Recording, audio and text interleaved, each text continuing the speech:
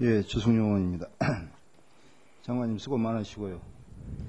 저도 이제 오늘 하루 종일 앉아서 지식경제위원회의 업무 보고를 받으면서 좀 공부를 많이 했습니다. 예, 근데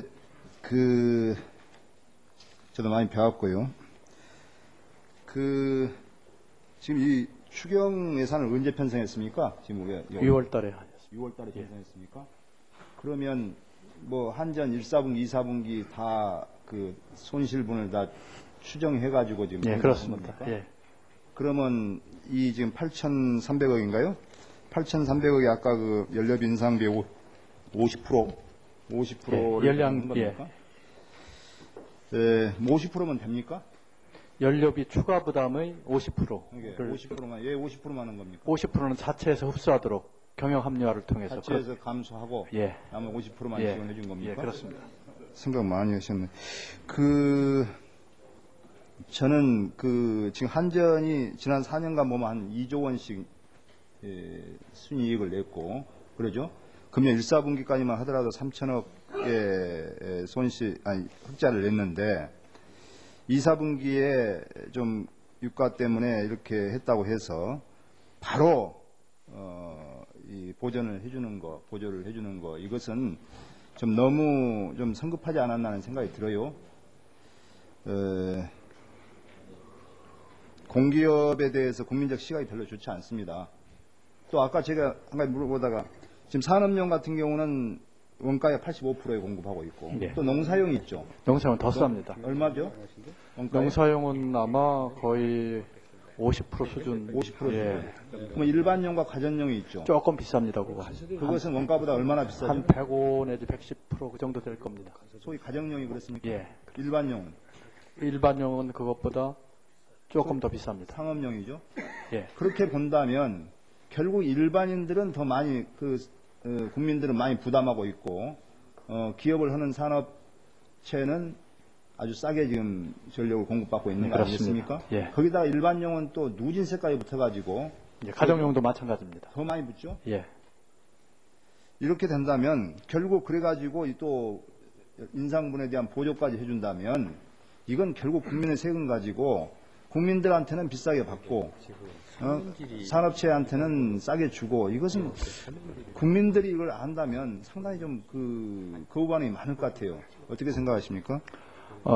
국민들이 아마 그 내역은 대충 아실 텐데, 우리 산업의 경쟁력을 위해서 감수하자. 그러나 아마 지금까지는. 그건 과거에는 그렇게 예, 생각이 있었을나 모르겠습니다만은. 이제는 지금 최근에 공기업, 특히 한전 같은 경우도 이번에도 감사원 감사에 지적받으면서 경영 실적 조작해가지고 900억 원 보너스 줬지 않습니까?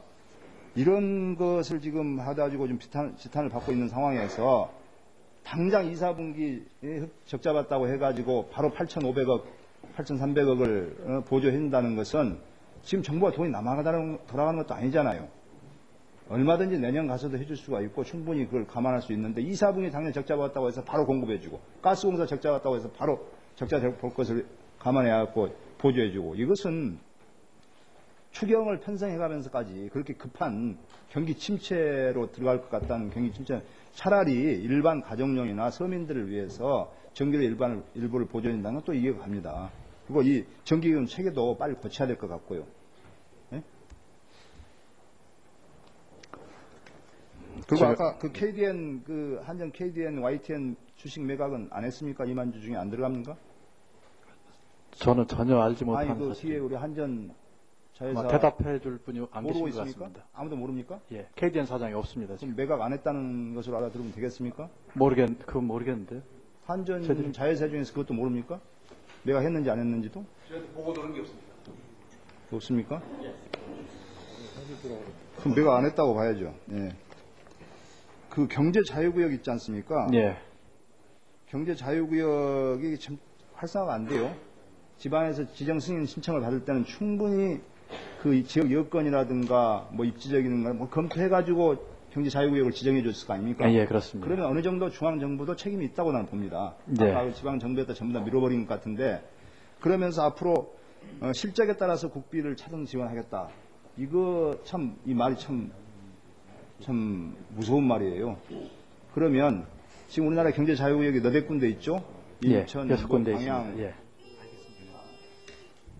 실적에 따라서 국비를 차등 지원한다면 잘못하면 이건 또 빈익빈 또 부익부 이런 잘 되는 데는 더 지원되고 지정받아갖고 안 되는 데는 아주 이제 그 기존에 들어왔던 경제 자유로 지정받아가지고 입주 노력을 해가지고 투자 유치를 해가지고 들어왔던 기업에 대해서는 입주된 기업에 대해서는 엄청난 불이익이 갈 수 있을 수밖에 없는 그런 문제가 됩니다. 그래서 경제 자유구역을 지정을 할 때는 엄격하게 심사를 해서 지정을 해야 되고 일단 지정을 해준 데 대해서는 정부가 일종의 책임이 있다고 봅니다. 그래서 인프라라든지 이런 것에 대해서 실적에 따라서 차등 지원해버리면 기지정받았던 데에서 그중에서도 잘 안 되는 여건이 불리한 데는 엄청난 불이익을 받을 수밖에 없다. 그래서 이 문제는 좀 검토가 돼야 되겠다 생각합니다. 이렇게 이해하시면 될 것 같습니다. 그 경제자유구역을 지정받을 때는 국고에서 어느 정도의 지원이 나가는 것을 서로 다 인지하고 그 조건 하에서 지정을 받도록 그렇게 돼 있습니다. 그런 다음에 두 번째 지금 말씀하신 것은 차등 지원한다는 말은 차등 지원한다는 얘기는 그겁니다. 더 열심히 노력해서 활성화시키고 외국인 투자를 유치하도록 더 힘써라 하는 그런 실적이 안 좋은 데는 적게 준다는 거 아니겠습니까? 그렇게 뭐 큰 차이는 안 낼 겁니다.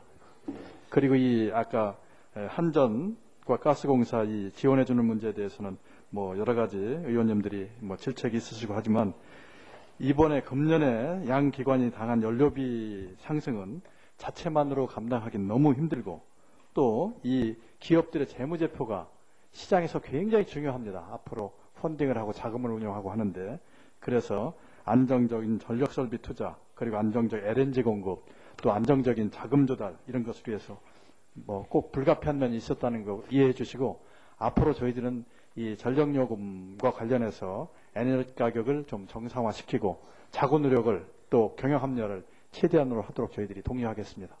네, 수고하셨습니다.